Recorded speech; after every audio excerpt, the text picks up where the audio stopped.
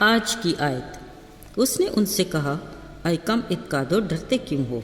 تب اس نے اٹھ کر ہوا اور پانی کو ڈانٹا اور بڑا امن ہو گیا۔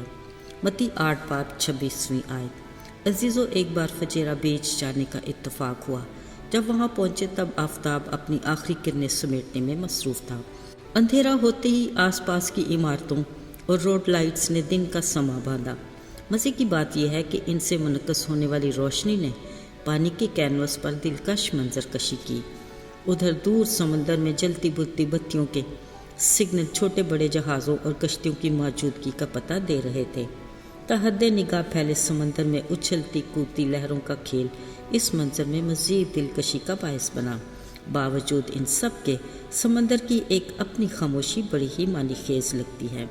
پھر میں نے دیکھا کہیں دور سے آنے والی موجیں ذرا قریب آتے ہی 2 سے 3 فٹ اونچی منہ زور لہروں کی صورت اختیار کر لیتی، مگر حیرت ہے کنارے کے قریب آتے ہی اپنا زور کھو دیتی، گویا خالق خدا سے وفاداری کا یہ عالم کہ ٹھہرائی حد سے 1 انچ بھی آگے نہ جاتی۔ ساحل کی گیلی ریت میں آدھی دھسی کرسی پر بیٹھے بے اختیار میرے لب رب کی تعریف میں گنگنانے لگے۔ آئے میرے رب، جب حیرت میں دیکھتی اور سوچتی تیری قدرت کا کمال، تب گاتی میری روح تیری ثنا، تو ہے عظیم، کتنا عظیم۔ عزیزو، ان موجوں کی اچھل کود میں اپنی سوچ کے تانے بانے کچھ اس طرح بندھے کہ گلیل کی جھیل کی وہ کشتی اسی سمندر کی سطح پر نمودار ہوئی۔ اب تو میری سوچوں کا محور وہ کشتی ہی تھی۔ دھیرے دھیرے چلتی یہ کشتی ابھی کچھ ہی آگے بڑھی تھی کہ اچانک سمندر کے مزاج میں تبدیلی آنے لگی۔ پرسکون بہتے پانی میں ایک ہلچل سی مچ گئی اور چپکے سے بہتی لہریں اپنا سر اٹھانے لگیں۔ ہواؤں نے بھی اپنے تیور بدلے اور دیکھتے ہی دیکھتے طوفانوں کا روپ ڈھال لیا۔ تیز آندھی سے اٹھتی ہر لہر کشتی سے ٹکرانے لگی۔ اب تو ہچکولے کھاتی کشتی مکمل طور پر بے رحم موجوں کے رحم و کرم پر تھی، جس کے باعث کشتی میں بیٹھے ہر کسی کو اپنی جان کے لالے پڑ گئے۔ ہر پل لگتا بس اب تو کشتی ڈوبی کے ڈوبے۔ پھر کسی کو کچھ یاد آیا، وہ کشتی کے پچھلی طرف بھاگا۔ چند ہی منٹوں میں اس کے ساتھ ایک سنجیدہ باروب شخص نمودار ہوا۔ اس نے بڑے اطمینان سے اپنا ہاتھ تیز ہواؤں اور آندھیوں کی طرف بڑھایا اور بڑے اختیار سے کہا، تھم جا۔ پاس کھڑے شاگرد حیرت سے کبھی اس شخص کو دیکھتے، کبھی تندخو آندھیوں کو، پھر ایک انہونی سی ہوئی۔ اس نے کہا، تھم جا۔ منہ سے ان الفاظ کا نکلنا تھا کہ وہ طوفان فوراً سے کسی فرمانبردار بچے کی طرح ساکن ہو گیا۔ ساتھ ہی بپری لہریں گویا ڈر کے مارے دب کر بیٹھ گئیں۔ آس پاس دیکھنے والوں کے منہ حیرت سے کھلے کے کھلے رہ گئے۔ پھر اس شخص سے آنکھیں چراتے بولنے لگے، آخر یہ ہے کون کہ ہوا اور پانی تک اس کا حکم مانتے ہیں؟ میرے عزیزو، اس دن فجیرہ کے ساحل پر بیٹھے گلیل کی جھیل کا وہ واقعہ میرے خیالوں میں کچھ اس طرح سے نمودار ہوا جیسے کہ یہ ابھی اور آج ہی کی بات ہے۔ بلا شبہ قدرت اس شخص کی مرضی کے تابع ہے جس نے کائنات کو بنایا، جس کے اختیار میں کارخانہ قدرت کا نظام ہے، اور وہ ہے یسوع المسیح۔ ساتھیو، کبھی کبھار ہماری زندگی کی کشتی بھی پرسکون پانی میں چلتے چلتے ڈگمگانے لگتی ہے۔ پھر اچانک سے تیز ہواؤں سے ابھرتی اچھلتی لہریں اس خوفناک طوفانی کیفیت سے دوچار کر دیتی ہیں۔ ابھی ہم کچھ سمجھ بھی نہیں پاتے کہ پانی کے تیز دھارے ہمیں اپنے ساتھ بہا لے جاتے ہیں۔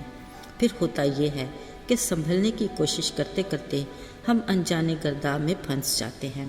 عزیزوں، سوچتے ہیں آخر ایسا ہوتا کیوں ہے؟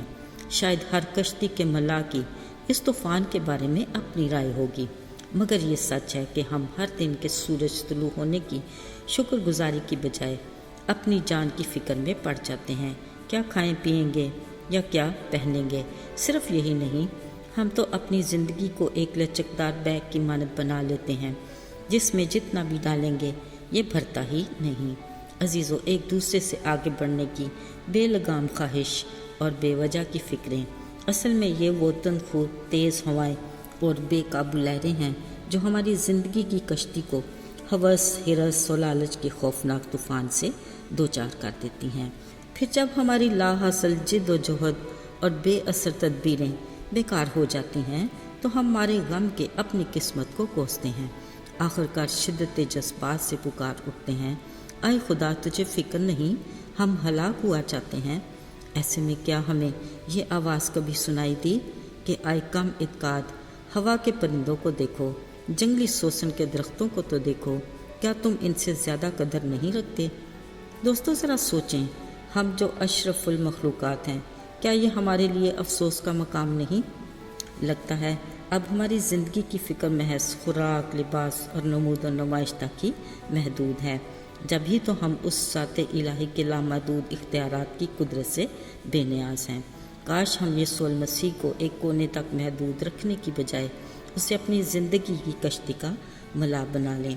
चलिए फिर आज ही से इस कश्ती को उसकी बादशाही और रास्तबाजी की तलाश में उसी के फजल और मोहब्बत के खुले समंदर में डाल दें।